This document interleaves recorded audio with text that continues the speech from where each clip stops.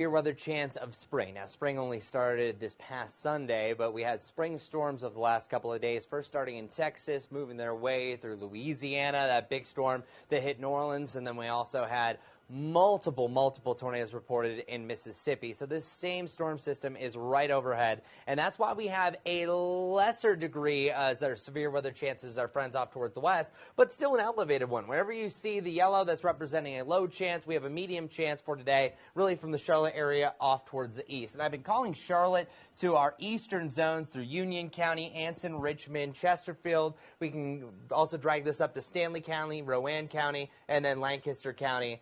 I think those are the ones that we really have the best storm potential. And if you have any questions, answer them right here. It's going to be tough to answer individual, like, hey, what's Rock Hill looking like? When I'm showing you the hour-by-hour forecast, different parameters, focus on where you live, and that'll give you the best example of what you can expect a little bit later on this afternoon. First and foremost, the window of opportunity.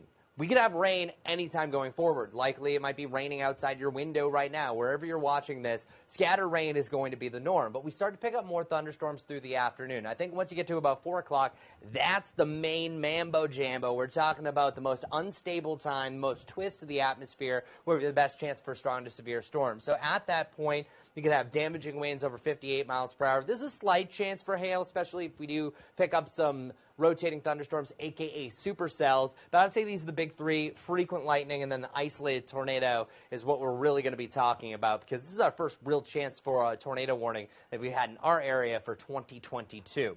It's all associated with this little weak front, and really what this is showing is the division of the unstable air to the more stable air. We're seeing a lot of that rain that we had earlier start to exit, but then another rift of rain is starting to move through. You're seeing a few positive lightning strikes just north of Greenville. This is pushing its way to the northeast at some pretty fast speeds. I've seen speeds anywhere from 50 to 55 miles per hour for some of these individual cells. So the good news is, I guess, when the severe weather does come through, it's not going to be here for that long. That's going to limit some of the flooding, but it depends where you are. We've seen already a lot of rain fall up in the mountains and the foothills, but another hurrah of rain is about to push on through. But I don't think that's going to be the most severe. Here's the first look at futurecasts. We see those chance for showers. There is a chance for a little bit of a lull right around the Charlotte area and areas off towards the east. That's not necessarily a good thing. If you see any sunshine, it starts to get a little bit brighter later on this afternoon, that is the atmosphere actively destabilizing. It's that sunny air. It builds more heat with moisture blasting out of the south. That's going to be prime time for maybe some thunderstorms to really start to rejuvenate themselves. But opening our window at 4 o'clock, I think the first chance for any severe thunderstorms will happen right here. Up in the mountains, Banner Elk, Boone, Jefferson, Morganton, to Taylorsville, just naming a few. That's where you have some of these cells work their way through. Notice this one right about 4 o'clock to Shelby as it works its way to the northeast.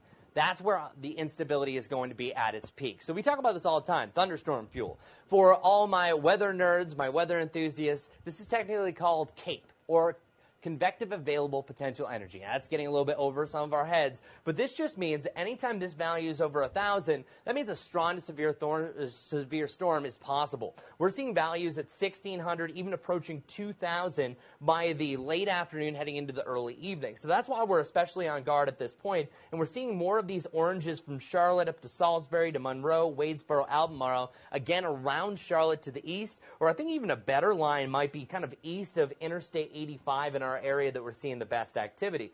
We also have futurecast tornado tracks. Whenever you see these lines streaking through, if these line up with any thunderstorms, that's going to be a rotating thunderstorm. And when thunderstorms rotate, that usually means that there's a chance for a better hail core up above them, but also a 30% chance of a tornado from a supercell, which is possible at that time frame. Again, from 4 to 10 o'clock, we have the best instability, the best rotation, and this tool right here factors in all of them. So this is called the STP, Significant Tornado Parameter. Whenever the numbers move, we're watching. As you can see, my sleeves are rolled up. Never good when the jacket's coming off for meteorologist, but it's at this point from the 4 to 5 to 6 to 7, 8, 9 o'clock time frame that we're popping up some values over 1, and they're all over the place. And that's why severe weather can be maddening. You have so many variables that come together, but you need all of them to stack up on top of each other for the perfect storm, literally, to form. So you have all the ingredients, again, all across the Charlotte area to come into place. It's just, what is it going to do? So first, you have a 5% chance for tornadoes. That means you have 20 thunderstorms on the table. One of those could be rotating and producing a tornado. I don't think this is going to be a tornado outbreak type of scenario. Maybe 1 or 2 reports could come from this. Fingers crossed that we see nothing at all. These are just heavy rain showers that move through, so let's try to will that into existence. All right, let's start the clock. This is going through our full future cast. We're looking for any hooks, any bends, twists to these storms showing that they're turning into supercells. Here's 2 o'clock to 4 o'clock. As I mentioned, it's at this point that I think we first start to see thunderstorms. We're already seeing thunder and lightning in the northern and northwestern part of South Carolina. That's where it gets especially active northwest of Charlotte. After that, Charlotte, the greater Charlotte area, even up to Statesville to the southeast, well, that's where we're picking up a few more storms. It's all associated with this warm front lifting its way to the north. Notice that we have some little areas. That's a little hook. There's a little hook right there. As they continue towards the north, they start to elongate, start to flare out. Little hook down here, a little hook right there. This is showing that heading into the early evening that some of these storms will have the signatures. And that model right there that you saw is called the rapid refresh. So it happens periodically every hour roughly that you're going to have a new update. James, could you open this back up to see if we have any comments? I apologize.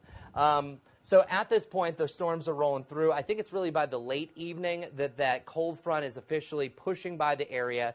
Could also have some gusty winds up to about 30 to 35 miles per hour today. And then by tomorrow morning, all this rain is clearing out, and then we'll have an overall good-looking forecast. And as I mentioned, it's already been breezy. We've had some gusts up to 26 miles per hour around Charlotte, winds blasting out of the south, ranging anywhere from 15 to 30 miles per hour. So a few trash cans could be knocked over and toppled over. But other than what's happening today and tonight, not a lot happening for our rain chances. We have some lingering into tomorrow. Then beyond that, we are perfectly dry. All right, bunch of questions here.